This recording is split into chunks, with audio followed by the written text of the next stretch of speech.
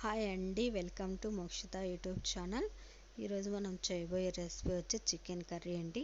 Chicken కర్రీని రొటీన్గా కాకుండా ఇప్పుడు నేను చెప్పే ప్రాసెస్లో చేసినట్లయితే చాలా రుచిగా ఉంటుందండి. మరి ఆ ప్రాసెస్ ఎలానో మరి ఈ వీడియోలో చూద్దామా. మరి ఫస్ట్ మనము అల్లం వెల్లుల్లి పేస్ట్ మిక్సీ పట్టుకోవాలండి. ఇందులో నేను అల్లం వెల్లుల్లి ఒక ఉల్లిపాయ అలాగే చెక్క లవంగాలు వేసి మిక్సీ పట్టుకొని పక్కన పెట్టుకున్నానండి. అలాగే 2 టమాటాసు అలాగే కొత్తిమీర కొద్దిగా కట్ చేసి పెట్టుకున్నానండి.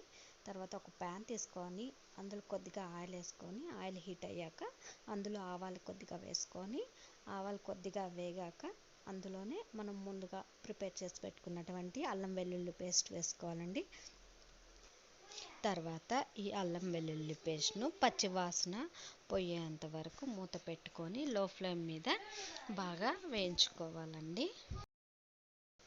అంతలోపు మనము చికెన్ని శుభ్రం చేసుకున్నామండి. ఒక బౌల్ తీసుకొని అందులో చికెన్ వేసుకొని ఒక 3 టైమ్స్ వరకు బాగా చికెన్ని శుభ్రంగా వాష్ చేసుకోవాలండి. వాష్ చేసుకున్నాక స్టవ్ మీద ఒక కడాయిని పెట్టుకొని అందులో కొద్దిగా ఆయిల్ వేసుకోవాలండి. ఆయిల్ కొద్దిగా హీట్ అయ్యాక అందులో 2 పచ్చిమిర్చి చీలికలు వేసుకోవాలండి. ఇవి కొద్దిగా ఫ్రై అయ్యాక అందులోనే మనం ముందుగా వాష్ చేసి పెట్టుకున్నటువంటి చికెన్ పీసెస్ని వేసుకోవాలండి. చికెన్ పీసెస్ని వేసుకున్నాక అందులోనే మన టేస్ట్కి తగ్గట్టు సాల్ట్ వేసుకొని అలాగే కొద్దిగా పసుపు వేసుకోవాలండి. పసుపు వేసుకున్నాక గరిటెతో బాగా కలుపుకొని మూత పెట్టుకొని బాగా ఉడికించుకోవాలండి. కొద్దిసేపు ఉడికినాక మళ్ళీ మూత తీసి అందులోనే మనం ముందుగా కట్ చేసి పెట్టుకున్నటువంటి టమాటా పీసెస్ ఉన్నాయి కదా, ఆ టమాటా పీసెస్ని వేసుకొని మళ్ళీ బాగా కలుపుకొని గరిటెతో మళ్ళీ మూత పెట్టుకొని మళ్ళీ బాగా ఉడికించుకోవాలండి. ఇప్పుడు అల్లం వెల్లుల్లి పేస్ట్ ఫ్రై అయిందేమో చూద్దాము. ఓకే అండి, ఇది ఫ్రై అయిపోయింది. ఇందులోనే మనము కారం వేసుకుందాము. మీకు స్పైసీనెస్ ఎక్కువ కావాలంటే ఎక్కువ వేసుకోండి, తక్కువ కావాలంటే తక్కువ వేసుకోండి. కారము ఒక 3 టేబుల్స్ ఆఫ్ కారం వేసుకున్నాను నేనైతే. అలాగే ధనియాల పొడి ఉంటుంది కదా, ధనియాల పొడి ఒక 2.5 స్పూన్ ధనియాల పొడి వేసుకున్నాను. ధనియాల పొడి వేసుకొని మళ్ళీ బాగా మిక్స్ చేసుకొని ఒక 2 మినిట్స్ వరకు మళ్ళీ మూత పెట్టుకొని మళ్ళీ ఫ్రై చేసుకోవాలండి. ఇప్పుడు ఇది ఫ్రై అయిపోయింది. దీన్ని ఒక ప్లేట్లోకి తీసుకొని మనము పక్కన పెట్టుకుందామండి. తర్వాత అదే కడాయిలోనే మనం కొద్దిగా వాటర్ వేసుకొని ఆ వాటర్ని బాయిల్ చేసుకుందామండి.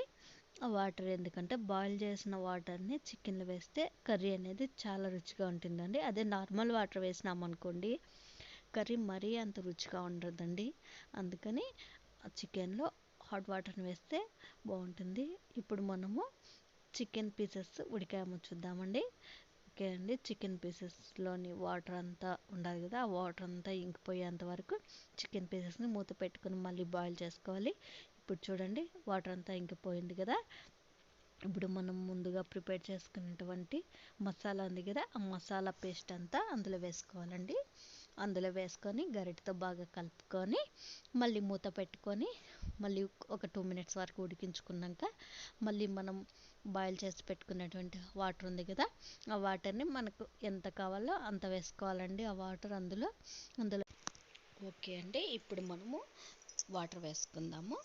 వాటర్ వేసుకున్నాక మళ్ళీ గరిటెతో బాగా కలబెట్టుకొని మళ్ళీ మూత పెట్టుకొని మళ్ళీ ఒక 5 మినిట్స్ వరకు ఉడికించుకోవాలండి. ఉడికించుకున్నాక ఇప్పుడు ఇందులో మనం గార్నిష్ కోసం కట్ చేసి పెట్టుకున్నటువంటి కొత్తిమీర ఉంది కదా, కొత్తిమీరని చల్లుకొని పైన ఒక బౌల్లోకి తీసుకుందామండి. మన కర్రీ రెడీ అయిపోయింది. ఓకే అండి, ఇప్పుడు చాలా రుచిగా ఉండే చికెన్ కర్రీ తయారీ విధానం చూసారు కదా. మీకు కనుక ఈ వీడియో నచ్చినట్లయితే లైక్ చేయండి, షేర్ చేయండి. మరిన్ని వీడియోల కోసం మా ఛానల్ని సబ్స్క్రైబ్ చేసుకోండి.